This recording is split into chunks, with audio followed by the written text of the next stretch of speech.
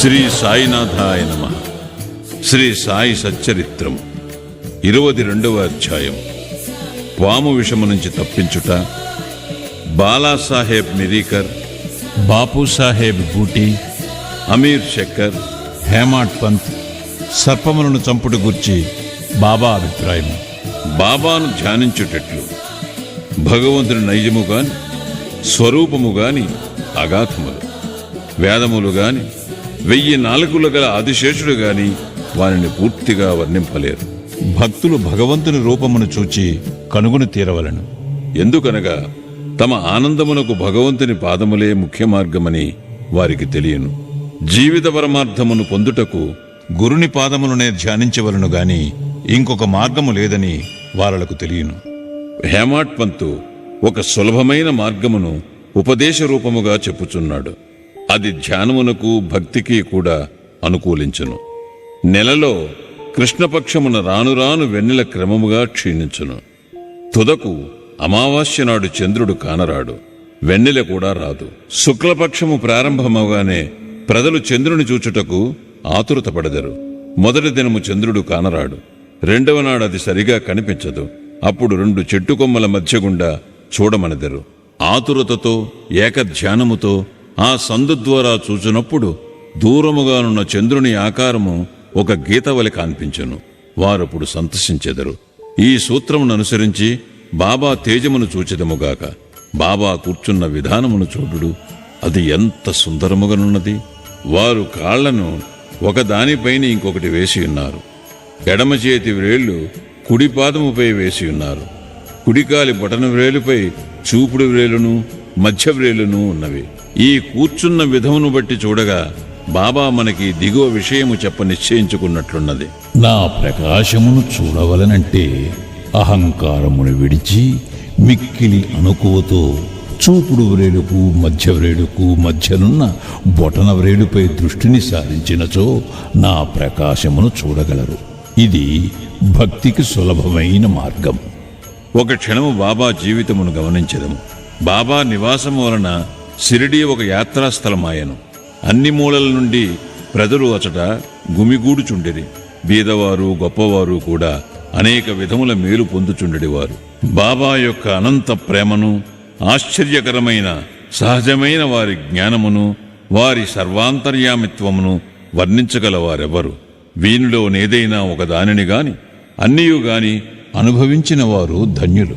ఒక్కొక్కప్పుడు బాబా దీర్ఘ మౌనము పాటించువారు. అది వారి యొక్క బ్రహ్మబోధము. ఇంకొకప్పుడు చైతన్య ఘనులుగా నుండువారు. ఆనందమునకు అవతారముగా భక్తులచే పరివేష్టితలేయుండెడివారు. ఒక్కొక్కప్పుడు వారు నీతిని బోధించు కథలను చెప్పెడేవారు. ఇంకొకప్పుడు హాస్యము తమాషా చేయుటలో మునిగిడేవారు. ఒక్కొక్కప్పుడు సూటిగా మాట్లాడువారు. ఒక్కొక్కప్పుడు కోపోద్దీపితుడాయన తోచువారు. ఒక్కొక్కప్పుడు తమ బోధలు క్లుప్తముగా చెప్పుచుండెడివారు. ఒక్కొక్కప్పుడు దీర్ఘ వివాదములోనికి దించెడివారు. అనేక సార్లు ఉన్నదున్నట్లు మాట్లాడేవారు. ఈ ప్రకారముగా సందర్భావసరములు బట్టి వారి ప్రబోధము అనేక విధముల అనేక మందికి కలుగుచుండెడిది. వారి జీవితం అగోచరమైనది. అది మన మేధాశక్తికి భాషకు అందుబాటులో ఉండేది కాదు. వారి ముఖార విందమును చూచుటయందు ఆసక్తి కాని, వారితో సంభాషించుటయందు గాని, వారి లీలలు వినుటయందు గాని తనివి తీరడిది కాదు. అయినప్పటికీ సంతోషముతో ఉప్పొంగుచుండేవారము. వర్ష బిందువులను లెక్కించగలము. తోలి సంచిలో గాలిని మూయగలము. కాని బాబా లీలలను లెక్కించలేము. వానిలో నొక్కదానిని గూర్చి చెప్పెదము. భక్తుల ఆపదలను కనుగొని భక్తులను వాని బారి నుండి సకాలమున బాబా ఎట్లు తప్పించుచుండెనో ఇచ్చట చెప్పెదము. బాలాసాహెబ్ మిరీకర్. సర్దార్ కాకాసాహెబ్ మిరీకర్ కొడుకగు బాలాసాహెబ్ మిరీకర్ కోపర్గాముకు మామల్తదారుగా నుండెను. అతడొకనాడు చితలీగ్రామ పర్యటనకు పోవుచుండెను. మార్గమధ్యమున బాబాను చూచుటకు షిరిడీకి వచ్చాను. మసీదుకు పోయి బాబాకు నమస్కరించాను. బాబా అతని యోగక్షేమములను అడిగి జాగ్రత్తగా నుండవలనని హెచ్చరిక చేయుచు ఇట్లడిగాను. నీకు మన ద్వారకామాయి తెలియనా? బాలాసాహెబునకు ఆ ప్రశ్న బోధపడకపోటుచే ఊరకుండెను. నీవిప్పుడు కూర్చున్నదే ద్వారకామాయి. ఎవరైతే ఆమె ఒడిలో కూర్చున్నదరో వారిని ఆమె కష్టముల నుండి ఆతురతల నుండి తప్పించును. ఈ మసీదు తల్లి చాలా దయార్ద్ర హృదయరాలు. ఆమె నిరాడంబర భక్తులకు తల్లి. వారిని ఆపదల నుండి తప్పించును. ఆమె ఒడిని ఆశ్రయించిన వారి కష్టములన్నీ సమసిపోవును. ఎవరామె నీడను ఆశ్రయించెదరో వారికి ఆనందము కలుగును. పిమ్మట బాలాసాహెబుకు ఊదీ ప్రసాదమిచ్చి వాని శిరస్సుపై చేయి వేశాను. బాలాసాహెబు పోవుచుండగా బాబా, నీకు ఆ పొడువాటి వ్యక్తి తెలియనా? అదే సర్పము అనెను. బాబా తమ ఎడమ చేతిని మూసి దానిని కుడి చేతి వద్దకు తెచ్చి పాము పడగవలే ఉంచి, అతడు మిక్కిలి భయంకరమైన వాడు. కాని ద్వారకామాయి బిడ్డలను అతడేమి చేయగలడు? ద్వారకామాయి కాపాడుచుట్టగా పాము ఏమి చేయగలదు అనెను. అక్కడున్న వారందరూ దీని భావము తెలుసుకొనుటకు, దానికి మిరీకరుకు గల సంబంధమును తెలుసుకొనుటకు కుతూహలపడుచుండిరి. కాని బాబాను ఈ విషయమై అడుగుటకు ధైర్యము లేకుండెను. బాలాసాహెబు బాబాకు నమస్కరించి మసీదుని విడిచి శ్యామాతో వెళ్ళాను. బాబా శ్యామాను పిలిచి బాలాసాహెబుతో చితలీ వెళ్లి ఆనందించమన్నాను. బాబా ఆజ్ఞానుసారము తాను కూడా వెంట వచ్చేదనని శ్యామ బాలాసాహెబ్తో చెప్పాను. అసౌకర్యముగా నుండునుగాన వద్దని బాలాసాహెబు శ్యామాతో చెప్పాను. శ్యామ బాబాకి సంగతి తెలిపాను. బాబా ఇట్లనేను, సరే, వెళ్ళవద్దు. వాని మంచి మనము కోరితిమి. ఏది నుదుట వ్రాసి ఉన్నదో అది జరుగుక తప్పదు. ఈ లోపల బాలాసాహెబు తిరిగి ఆలోచించి శ్యామాను తన వెంట రమ్మనెను. శ్యామ బాబా వద్ద కేగి సెలవు పుచ్చుకొని బాలాసాహెబుతో టాంగాలో బయలుదేరను. వారు రాత్రి 9 గంటలకు చితలీ చేరిరి. ఆంజనేయ ఆలయములో బస చేసిరి. కచేరీలో పనిచేయువారెవరూ రాలేదు. కావున నెమ్మదిగా ఒక మూల కూర్చొని మాట్లాడుచుండిరి. చాపపైన కూర్చొని బాలాసాహెబు వార్తాపత్రిక చదువుచుండెను. అతడు ధరించిన అంగవస్త్రముపై ఒక సర్పముండెను. దానినెవ్వరునూ చూడలేదు. అది బుస కొట్టుచూ కదులుచుండెను. ఆ ధ్వనిని నౌకరు వినెను. అతడు ఒక లాంతరు తెచ్చి సర్పమును చూచి పాము పాముని అరిచెను. బాలాసాహెబు భయపడెను, వణకుట ప్రారంభించెను. శ్యామ కూడా ఆశ్చర్యపడెను. అందరూ మెల్లగా కట్టెలను తీసేది. బాలాసాహెబు నడుము నుండి పాము దిగుటకు ప్రారంభించాను. దానిని కొట్టి చంపివేసేది. ఈ ప్రకారముగా బాబా ముందుగా హెచ్చరించి బాలాసాహెబును హాని నుండి తప్పించిరి.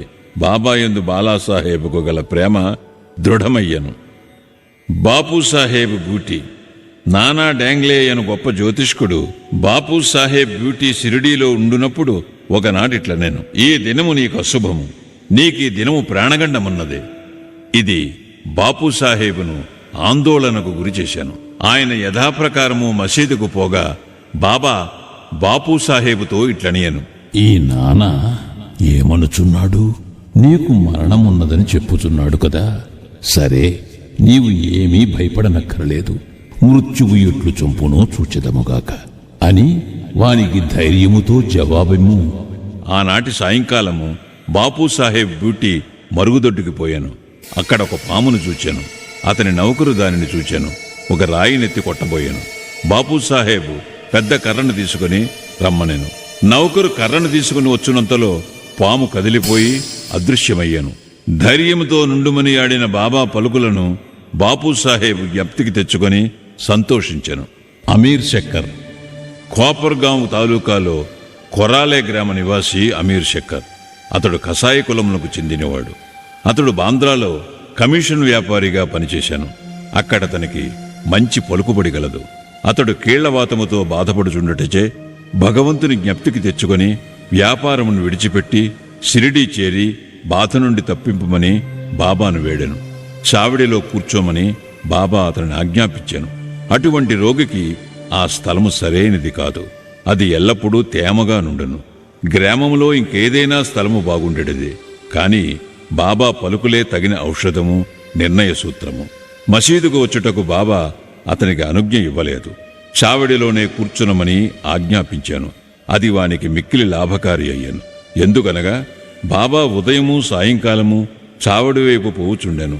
అదీను గాక దినము విడిచి దినము ఉత్సవముతో పోయి బాబా అచ్చడ నిద్రించుచుండెను. అందుచే అమీరు బాబా యొక్క సాంగత్యమును సులభముగా పొందుచుండెను. పూర్తిగా 9 మాసములు అమీర్ శక్కరు అక్కడ ఉండెను. కొంతకాలము తరువాత అతనికి ఆ స్థలముపై విసుగు కలిగెను. ఒకనాటి రాత్రి ఎవరికీ చెప్పకుండా కోపరగాం పారిపోయాను. అక్కడొక ధర్మశాలలో దిగాను. అక్కడొక ఫకీరు చచ్చుటకు సిద్ధముగా నుండెను. ఫకీరు నీళ్లు కావాలనగా అమీరు పోయి నీరు తెచ్చి ఇచ్చాను. ఆ నీళ్లను తాగి ఫకీరు చనిపోయాను. అమీరు చిక్కుల్లో పడెను. అతడు పోలీసు వారికి తెలియపరిచినచో మొట్టమొదటి సమాచారమును తెచ్చినవాడొకటిచే తనకా ఫకీరు విషయము ఏమైనా తెలిసియుండెనని పట్టుకొనెదరు. ఆ చావునకు కూడా అతడు కారణభూతుడై ఉండవచ్చునని అనుమానించెదరు. బాబా ఆజ్ఞ లేనిదే షిరిడీ విడిచిపెట్టుట తనదే తప్పని అతడు గ్రహించి పశ్చాత్తాపము పడెను. షిరిడీ పోవ నిశ్చయించుకుని ఆ రాత్రియే అచట నుండి షిరిడీకి పోయాను. మార్గమధ్యమున బాబా నామమును జపము చేయుచుండెను. సూర్యోదయమునకు ముందు షిరిడీ చేరి ఆతురత నుండి తప్పించుకొనెను. బాబా ఆజ్ఞానుసారము చావిడిలోనే యుండి రోగ విముక్తుడయ్యాను. ఒకనాటి మధ్యరాత్రి బాబా, ఓ అబ్దుల్, నా పరుపు వైపు ఏదో దుష్టప్రాణి వచ్చుచున్నది అని అరిచాను. లాంతరు తీసుకుని అబ్దుల్ వచ్చి బాబా పరుపు చూచాను. కానీ ఏమీ కనిపించలేదు. జాగ్రత్తగా చూడమని బాబా చెప్పుచూ నేలపై సటకాతో కొట్టుచుండెను. అమీర్ శక్కర్ బాబా లీలను చూచి అచ్చటకు పాము వచ్చినని బాబా అనుమానించి ఉండెనని అనుకొనెను. బాబా సాంగత్యము వలన బాబా ఆడు మాటలు చేయు క్రియల భావమును అమీరు గ్రహించుచుండెను. అమీరు తన దిండుకు సమీపమున ఏదో కదులుచుండుట గమనించి అబ్దుల్ను లాంతరు తీసుకుని రమ్మనెను. అంతలో అచ్చడొక పాము కనబడెను. అది తలను కిందకి పైకి ఆడించుచుండెను. వెంటనే దానిని చంపిరి. ఇట్లు బాబా సకాలమున హెచ్చరిక చేసి అమీరును కాపాడెను. తేలు పాము. తేలు బాబా ఆజ్ఞచే కాకాసాహెబ్ దీక్షిత్ నిత్యము శ్రీ ఏకనాథ మహారాజు రచించిన భాగవతమును భావార్థ రామాయణమును పారాయణ చేయుచుండెను. ఒకనాడు పురాణ కాలక్షేపము జరుగుచుండగా హేమాడ్ పంతు కూడా శ్రోత అయ్యెను. రామాయణములో ఆంజనేయుడు తన తల్లి ఆజ్ఞానుసారము శ్రీరాముని మహిమను పరీక్షించు భాగము చదువుచున్నప్పుడు వినువారందరూ మైమరిచియుండిరి. అందులో హేమాడ్ పంత్ ఒకడు. ఇంతలో ఒక పెద్ద తేలు హేమాడ్ పంతు భుజముపై పడి వాని ఉత్తరీయముపై కూర్చుండెను. మొదట దానిని ఎవరూ గమనించలేదు. ఎవరు పురాణముల శ్రవణము చేసేదరో వారిని భగవంతుడు రక్షించును. ఇంతలో హేమాడ్ పంతు తన కుడి భుజముపైనున్న తేలును చూచెను. అది చచ్చిన దానివలే నిశ్శబ్దముగా కదలకుండెను. అది కూడా పురాణము వినుచున్నట్లు కనిపించెను. భగవంతుని కటాక్షమును స్మరించి పురాణ శ్రవణములోనున్న ఇతరులకు భంగము కలుగజేయకుండా ఉత్తరీయమును 2 చివరలను పట్టుకుని దానిలో తేలుండునట్లు చేసి బయటికి వచ్చి ఆ తేలును తోటలో పారవైచెను. పాము. ఇంకొకప్పుడు సాయంకాలము కాకాసాహెబ్ మేడ మీద కొందరు కూర్చునియుండెరి. ఒక సర్పము కిటికీలోనున్న చిన్న రంధ్రము ద్వారా దూరి చుట్టుకొని కూర్చునెను. దీపమును తెచ్చిరి. మొదట అది వెలుతురుకు తడబడెను. అయినప్పటికీ అది నెమ్మదిగా కూర్చునెను. తల మాత్రము క్రిందకు మీదకు ఆడించుచుండెను. అనేక మంది బడితెలు కర్రలు తీసుకుని వేగముగా వచ్చిరి. అది ఎటూ కాని స్థలములో ఉండుటచే దానిని చంపలేకుండిరి. మనుష్యుల శబ్దమును విని ఆ సర్పము వచ్చిన రంధ్రములోనికి గబగబా దూరెను. అందరూ ఆపద నుండి తప్పించుకునిరి. బాబా అభిప్రాయం: ముక్తారామ్యను ఒక భక్తుడు పాము తప్పించుకుని పోవుటచే మంచియే జరిగినదనెను. హేమాడ్ పంతు అందులో ఒప్పుకొనలేదు. అది సరి అయిన ఆలోచన కాదనెను. పాములను చంపుటయే మంచిదనెను. ఇద్దరికీ గొప్ప వాదన జరిగెను. ముక్తారాం సర్పములు మొదలగు క్రూర జంతువులను చంపనవసరము లేదనెను. హేమాడ్ పంత్ వానిని తప్పక చంపవలెను అనెను. రాత్రి సమీపించాను. చర్చ సమాప్తి కాకుండాను. ఆ మరుసటి దినము ఆ ప్రశ్నను బాబానడిగిరి. బాబా ఇట్లు జవాబిచ్చాను: భగవంతుడు సకల జీవులందునూ నివసించుచున్నాడు. అవి సర్పములు గాని తేళ్లు గాని కానిండు. ఈ ప్రపంచమును నడిపించు సూత్రధారి భగవంతుడు. సకల జంతుకోటి పాములు తేళ్లతో సహా సకల ప్రాణులు భగవతాజ్ఞను శిరసావహించు. వారి ఆజ్ఞ అయిన గాని ఎవరూ ఎవరినీ ఏమీ చేయలేరు. ప్రపంచమంతయు వానిపై ఆధారపడి ఉన్నది. ఎవ్వరునూ స్వతంత్రులు కారు. కాబట్టి మనము కనికరించి అన్ని జీవులను ప్రేమించవలను. అనవసరమైన కలహములందు చంపుటయందు పాల్గొనక ఓపికతో ఉండవలను. అందరినీ రక్షించువాడు దైవమే. శ్రీ సాయినాథాయ నమః. 22వ అధ్యాయము సంపూర్ణము. సద్గురు శ్రీ సాయినాథార్పణమస్తు. శుభం భవతు. 3వ రోజు పారాయణము సమాప్తం.